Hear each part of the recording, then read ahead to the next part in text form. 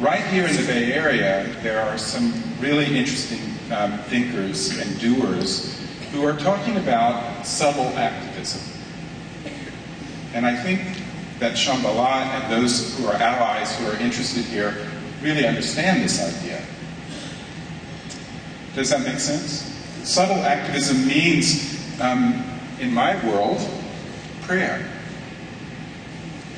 But it means, at a very fundamental level, your intentions added together for the good of the world that are directed towards the healing. And we might practice this. We might practice this as part of our activism.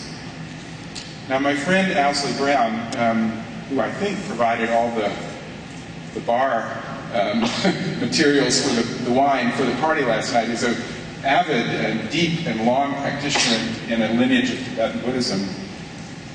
And in preparation for this program that the Sakyong and I are doing in Louisville later this week, Louisville, Kentucky, I was talking to Owsley, and he said, I think that if we really thought about the healing of the subtle body, that many of the things that are phenomenal that we see as wounds in the gross body, the body, the phenomenal body, would more or less take care of themselves.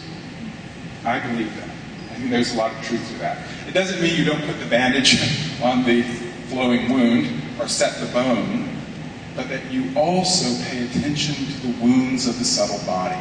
So that's the other side of subtle activism. In other words, you're not only setting your intentions for the good of the phenomenal world, but you are setting your intentions and your prayers for the good of the subtle world, where there's so much pain. And that's where our pain resides, and our wounds reside most deeply at the level of the subtle body. And we've learned so much about that in our current time, haven't we? That the whole mind-body connection, again, which has such a nexus and center here in the Bay Area, the understanding that our ultimate health, our enduring health, has so much to do with the health of the inner person and the subtle person.